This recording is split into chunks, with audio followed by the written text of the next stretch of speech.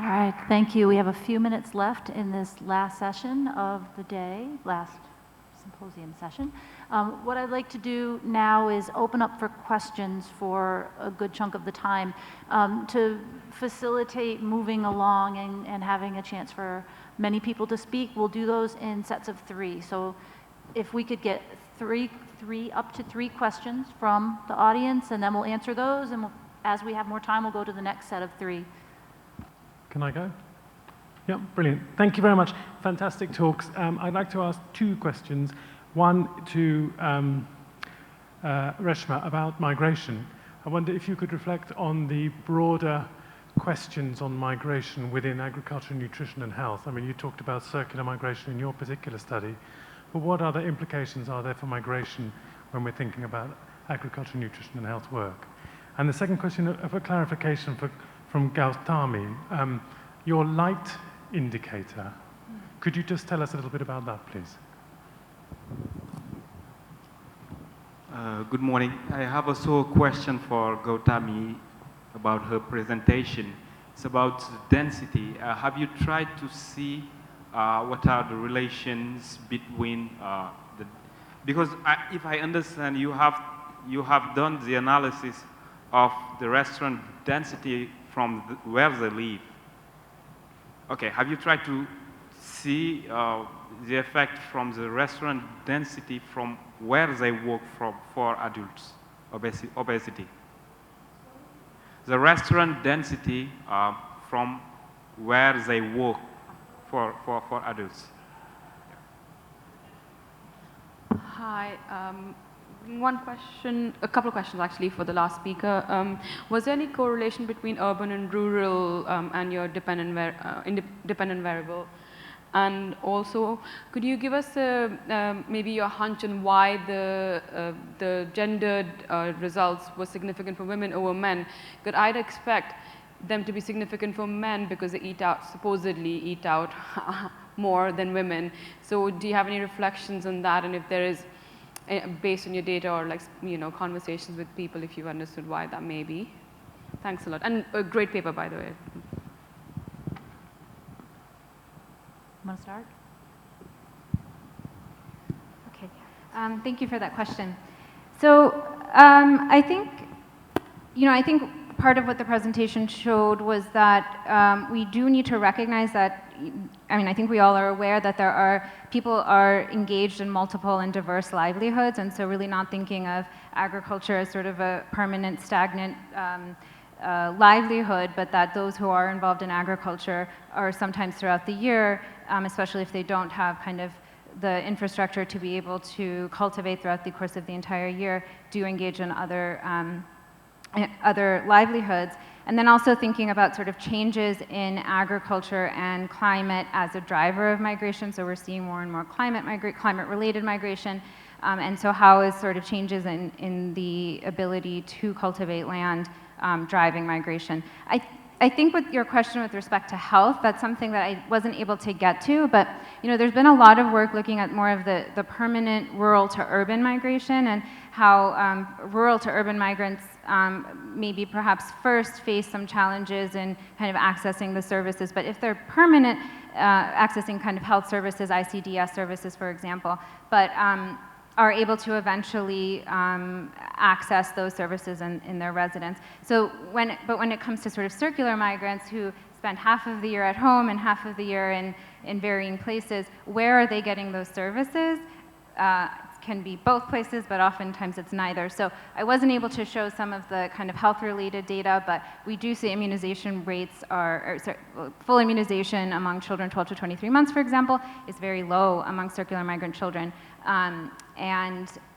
Just kind of anecdotally, we do see that certain initiatives like polio, for example, are great at reaching children on the kilns, but Anganwadi workers, for example, are not. And so other kind of indicators like institutional delivery and so on and so forth, we see less of. Set of 3 questions, I believe. Hi, everyone. Thank you for the questions. So for the nightlight, I'm sorry, I forgot to explain it properly. It's just a proxy for economic activity where you have grades, and this is from the satellites, and we use it as a proxy where there are more lights. It is more likely to have more restaurants being active.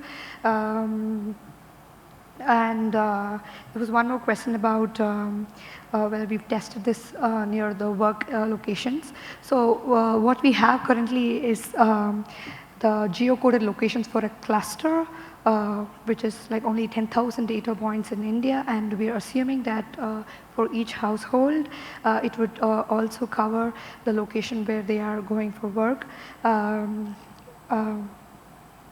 And with regard to the urban and rural correlation, we really haven't looked at the urban population, but I think it's a good idea for us to look at the rural population and look at the correlations among that.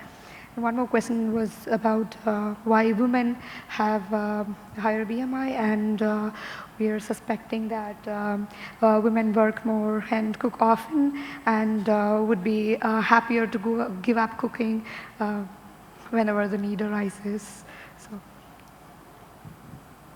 thanks. Thank you. Next set of questions. We still have some time.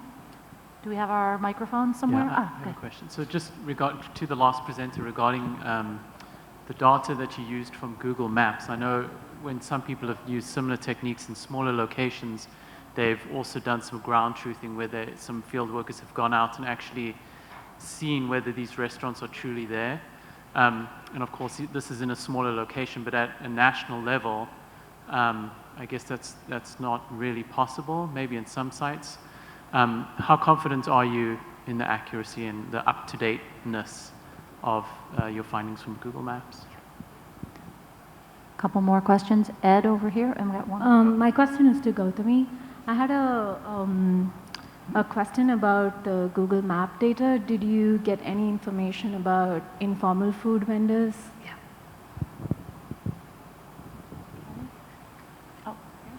This question is for Chris. I think you had around 13% interacting with the wild food environment. So I was just wondering if you could talk more about the kinds of foods that people were collecting and yeah, just any information on that. So let's do these three, and then there are some hands up, so could we have the mics with those with hands up, so when we transition, we can get a couple more questions. Go ahead. Thanks for the question. So we're still thinking of doing a qualitative analysis of like going to some of the spots and see if we have captured the right density. So I think both of your questions were similar.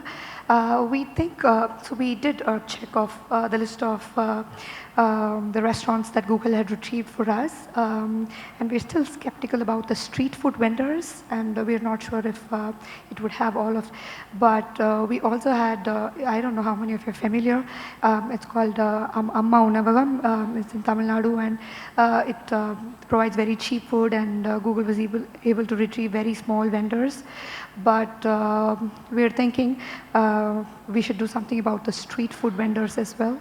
And another potential problem could be the fast food delivery systems. You have like Grubhub, Swiggy. So we're thinking that that might also have an impact, and we're thinking that we should use, we're trying to get data for the delivery food systems and include that in the data as well. Thanks. Thanks, Zach. So in terms of the wild harvested foods, it was almost exclusively seasonal fruits. Obviously, these come from within the village itself, but also in the surrounding areas. This is a very peri-urban area, so there's still quite strong connections to agriculture and to the land. But a lot of people actually mentioned that they did this as part of a leisure activity. At the time, they would go for walks into the fields and pick these kind of things. So, yeah.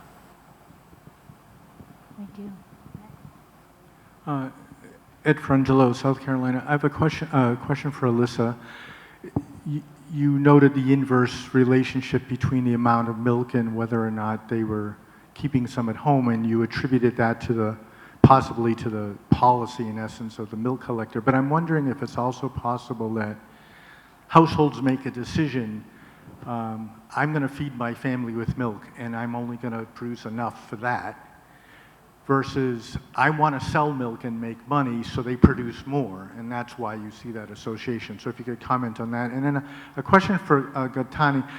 What I didn't understand is why you think restaurant density would be endogenous with markers of metabolic outcomes like BMI and blood pressure.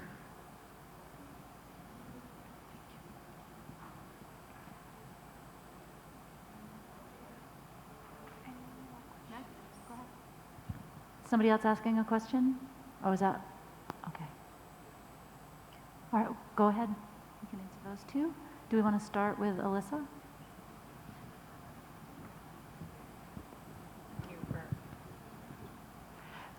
Thank you for that question. So that's a good point and a good consideration. Right now we're thinking it's the milk collector and because they're able to get that milk capital to engage and sell. But I think we want to explore this area a little bit more, and so I think that we could possibly look into that. One consideration though is that the households that are enrolled in the project, so households that we collected this data from, enrolled because they see livestock rearing as a business. So they had to have that mindset or that motivation to partake in livestock rearing for income.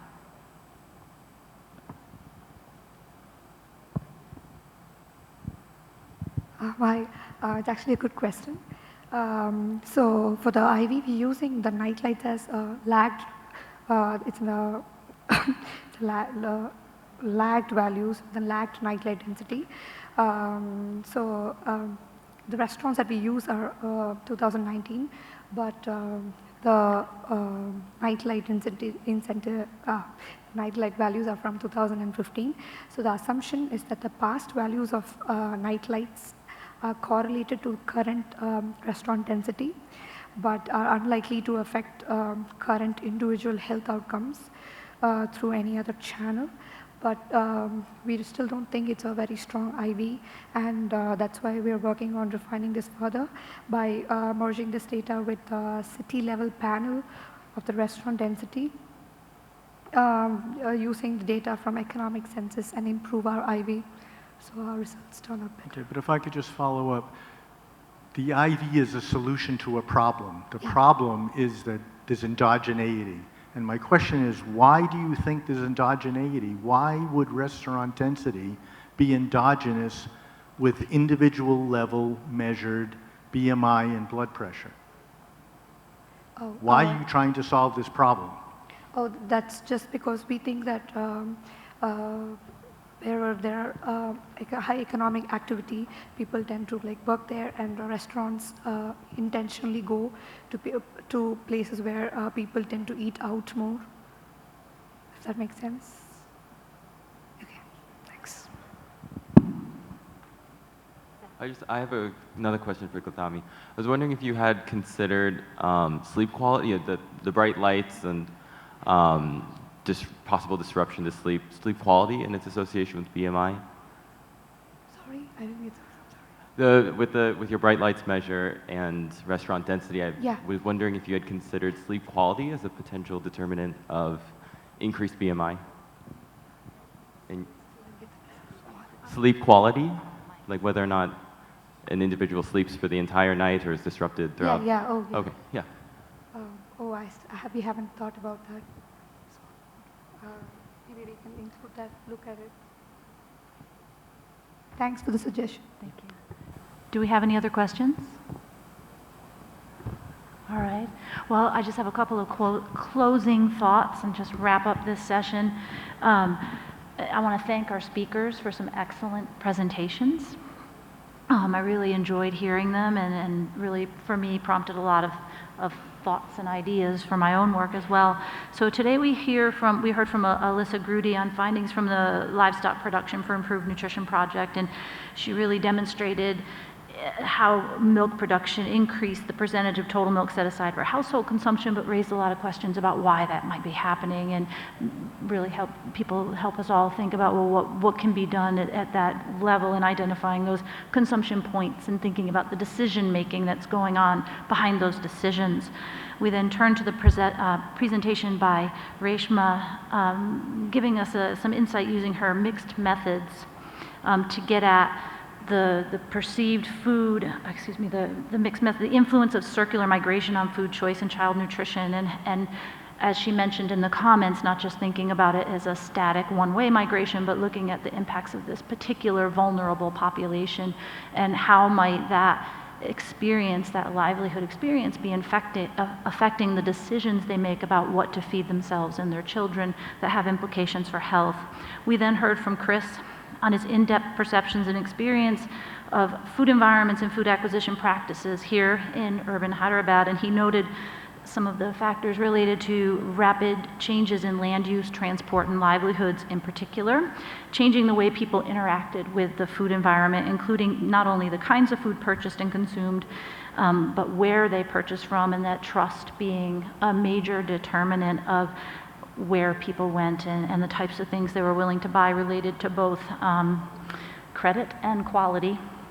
Nearing the end, our fourth presentation examined drivers of food away from home in Nigeria, and I'm not sure if you, being that it wasn't a person here speaking, it was a little harder to quite get all of it, but some of his key takeaways were that 28% of households on average in his sample reported, of the sample, 28% of their household budget was being spent on food taken away from home on average, and that was across the rural and urban areas, and he highlighted that point, and further, as expected, some of the characteristics like urban residents, higher education drove some of that, but also dug in a little deeper and looked at meal timing, noting that foods purchased from away from home that were consumed for dinner or side dishes contributed more heavily to higher calorie intakes rather than the breakfast or the lunch foods.